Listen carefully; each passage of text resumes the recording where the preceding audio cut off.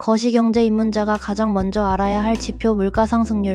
오늘은 경제 뉴스의 단골 단어 하지만 막상 설명하려면 어려운 바로 그 개념. 물가 상승률에 대해 이야기해볼게요. 오늘 영상 한 편만 보면 뉴스, 주식시장, 부동산, 소비까지 전부 보는 눈이 달라질 겁니다. 그럼 바로 들어가 볼까요? 물가 상승률이란? 물가 상승률은 한마디로 물건값이 전반적으로 얼마나 올랐는지 보여주는 숫자입니다. 예를 들어 볼게요. 작년에 5,000원이던 짜장면이 올해 5,250원이 됐다면? 올랐죠. 이건 한 가지 가격의 상승입니다. 하지만 물가 상승률은 짜장면 하나만 보는 게 아니라 수천 종류의 상품과 서비스 가격을 모두 묶어서 평균적으로 얼마나 올랐는지를 보는 거예요. 그래서 물가 상승률은 나라 전체의 물가 온도, 즉 경제의 체온계 같은 역할을 합니다.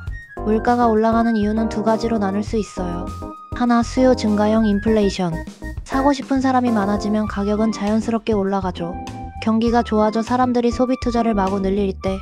둘, 비용 상승형 인플레이션. 만드는 데 드는 비용 자체가 올라가는 경우입니다. 원유가 상승하면 운송비가 상승하고 전반적인 물가도 상승하게 되죠. 인건비 상승은 기업의 비용 증가로 이어져 상품 및 서비스 가격을 올립니다. 뉴스에서 유가 상승으로 인플레이션 압력. 이런 표현 들어보셨죠? 바로 이 얘기입니다. 물가 상승률은 왜 이렇게 중요할까요? 우리 지갑의 구매력을 결정합니다. 오늘 가진 10만원이 내년에도 똑같은 가치를 가질까요? 물가 상승률이 5%라면 10만원은 실질적으로 95,000원의 가치가 됩니다.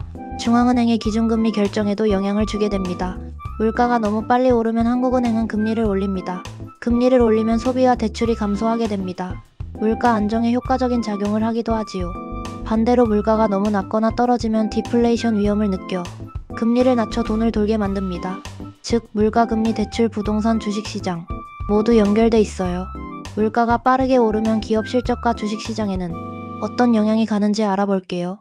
물가가 빠르게 오르면 기업들은 비용 부담 증가, 이익 감소, 고객들은 소비 줄어든, 매출 감소. 그래서 투자자들은 물가가 오르고 있는가, 안정되고 있는가 항상 체크합니다.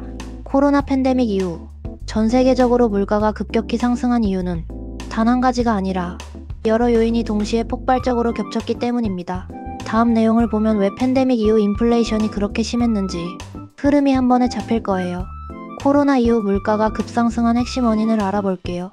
공급망이 붕괴되어 전 세계적인 생산 중단, 물류 대란, 특정 부품 부족 등을 초래하며 광범위한 경제적 영향을 미쳤습니다. 팬데믹 시기에는 항구가 폐쇄되고 공장이 부분 중단되고 항공해운 인력이 줄어들고 운송 컨테이너가 부족해지고 국경 이동 제한이 심해졌습니다. 결과적으로 물건이 생산되어도 시장까지 오지 못하는 상황이 벌어졌죠. 물건 부족은 가격 상승의 원인이 되었습니다. 자동차, 전자제품, 원자재 가격이 폭등한 대표적 사례입니다. 이건 인플레이션의 가장 강력한 요인이었습니다.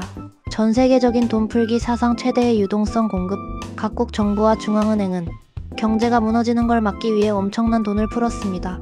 미국 제로금리 양적 완화 QE 최대 규모, 한국 초저금리 대규모 재난지원금, 유럽, 일본도 비슷하게 통화 공급 확대. 이러면 경제에 돈이 넘쳐납니다. 돈이 많아지면 소비도 늘고 가격 상승 압력 발생. 즉 수요 폭발형 인플레이션이 일어난 거죠. 팬데믹 동안 억눌렸던 소비가 거리두기 해제 이후 한꺼번에 터졌습니다.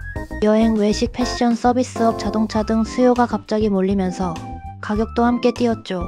물건 공급은 여전히 부족한데 사려는 사람은 갑자기 많아진 상황. 전형적인 수요 공급 불균형 인플레이션. 에너지 가격 급등, 특히 유가가스. 중요한 포인트는 에너지 가격은 모든 물가의 뿌리라는 점입니다. 팬데믹 이후 생산 운송 재개되면서 급격하게 에너지 수요가 증가합니다. 그러나 수요만큼 빠르게 공급을 늘리지 못하고 국제 유가마저 폭등하게 됩니다. 여기에 러시아 우크라이나 전쟁까지 겹쳐 석유, 천연가스, 곡물 모두 가격이 뛰었습니다. 에너지가 비싸지면 물건을 만드는 비용, 운송 비용, 난방전기까지 전부 가격이 오릅니다. 비용 상승형 인플레이션이 강하게 발생하고 노동시장의 인건비는 상승했지만 감염 위험으로 노동시장 복귀 지연, 조기퇴직 증가, 일부 산업에서 인력 유출, 지원금으로 인해 단기 근로 감소 현상이 일어났습니다. 또한 오른 인건비를 기업은 가격을 올려 부담을 소비자에게 전가, 서비스 물가가 빠르게 상승. 특히 미국, 유럽에서 이 영향이 매우 컸습니다. 결론, 팬데믹 이후 인플레이션은 역사상 드문 복합 인플레이션이었다. 정리하면 공급망 붕괴, 사상 최대의 돈 풀기, 보복 소비 폭발, 에너지 원자재 가격 급등, 인건비 상승, 이 5가지가 동시에 발생하며 전 세계가 극단적 인플레이션을 겪은 것입니다. 한 두 가지 문제가 아니라 공급 수요 비용 통화량, 경제전 요소가 동시에 인플레 방향으로 움직인 드문 시기였죠. 물가 상승률은 어렵게 느껴지지만 경제의 흐름, 소비 판단, 투자 타이밍까지 모든 것의 출발점입니다. 오늘 영상이 도움되셨다면 좋아요와 구독 꼭 부탁드립니다. 다음 영상에서는 또 다른 거시경제 지표를 쉽고 재밌게 설명해 드릴게요. 감사합니다.